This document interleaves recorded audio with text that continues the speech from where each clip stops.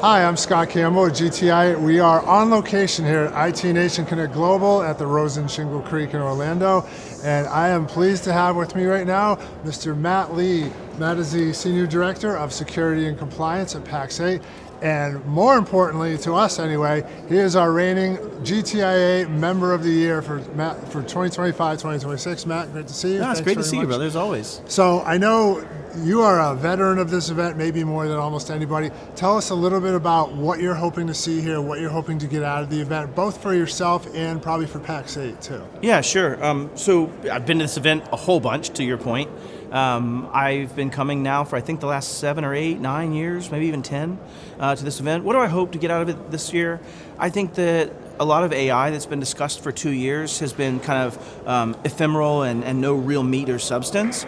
But this year you're seeing a shift in the titles towards significantly more of the actual things that matter around delivering and driving business change with AI and the security thereof and all the things of that nature. So that's it. But the other thing I think that everybody walks away from something like this, or should walk away from something like this with, is the camaraderie, the friends, the memories. Sometimes just the, it's okay to do this validation, right? Like, okay, you are okay to do that and fire that client you didn't want, or charge more, or whatever it might be. And so I think that's the thing that people should walk away from. Pax8, as a direct one-to-one byproduct of that, people buy more, Pax8 does well. So it's a nice thing about that. So, yeah. So you're also going to be speaking here, and your session I think is called It's 10 p.m. Do you know where your users are? Which I thought was kind of cool. Can you explain that concept and what it means? Yeah, sure. There's obviously a play at taking out of the 1980s. It's 10 p.m. Do you know where your kids I are? remember those Right? days. Yeah, sure. But there's also this aspect of, at given points in time in history, in the recent history, as much as 70 and 80% of EDR alerts are unmatriculated, meaning nobody did anything at all with those EDR alerts. They just let it sit. And so it's really this argument of managed detection and having a team that's actually watching it at all times, and really this pivot to identity. I'm also going to tell a story, and you guys bore this, right? GTIA and CompTIA before it were the creators of MSP 911. I'll actually be talking about case 50, which is probably the worst case I've ever seen in an MSP being ransomed in my life, from what the prognosis is for that MSP coming out. I do not think they survived. He had some challenges medically as a result of this incident that he may not recover from. But it's really just a call to action of, you need to be focused on this, as if anybody's not heard security's a thing, but. Right, well actually that brings up an interesting point, because GTIA, in a couple of weeks this month, we are going to be coming out with our Channel Trends and Cybersecurity Research Report. It's the first full channel-focused cybersecurity research report we've done.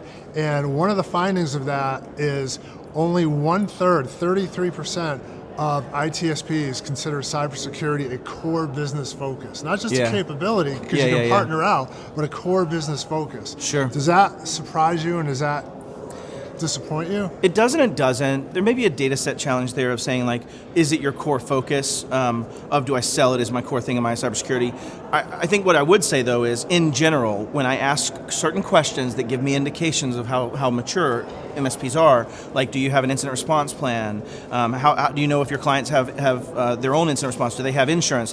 Those maturity questions are usually sub 10%.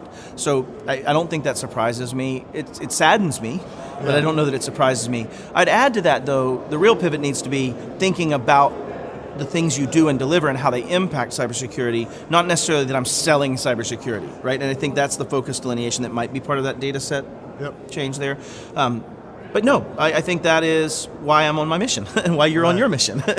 We have a coterminous mission in this regard.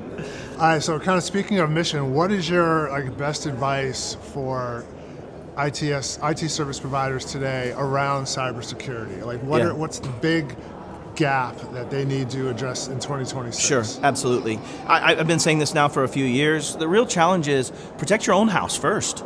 MSPs haven't gone through Trustmark to the same extent that we'd want them to. We've seen it in those early stages of MSPs having to take 12 to 18 months just to get their house in order with basic things. It's kind of the before you put on your child's air mask, put on your air mask in the airplane. I think MSPs need to focus heavily on just securing themselves.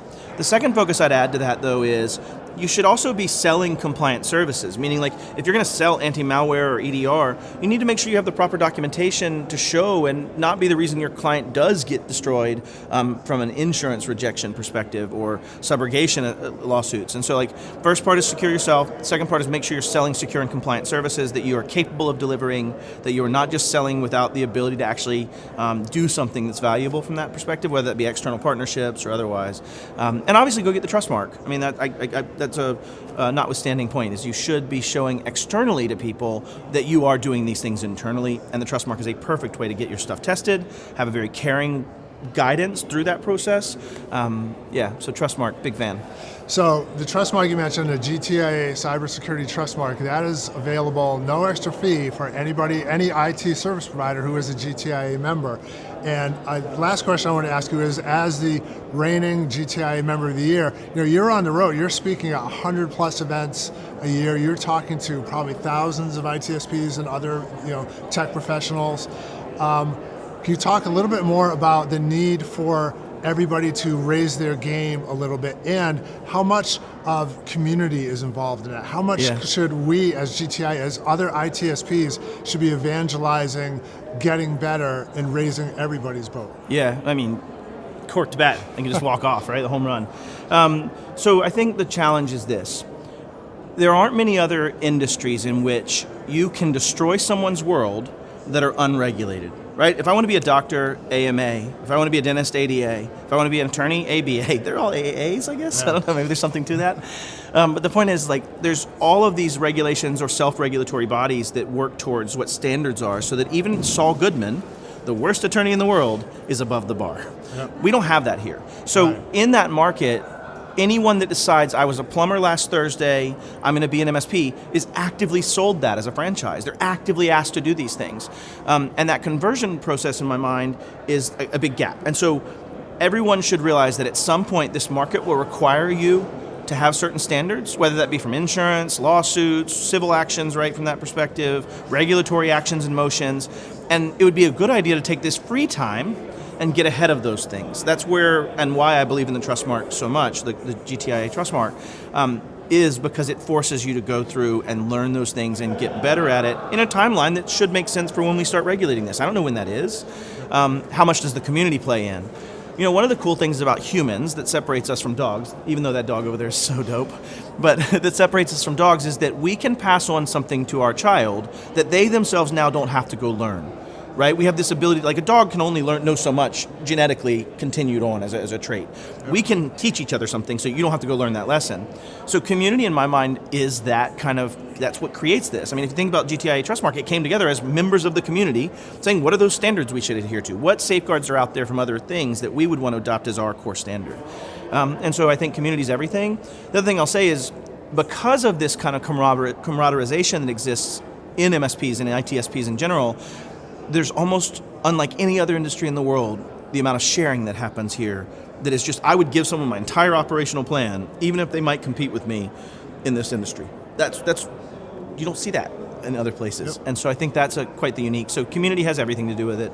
And in reality, Wendy Nather, she coined the term the cybersecurity poverty line in 2013 at RSA.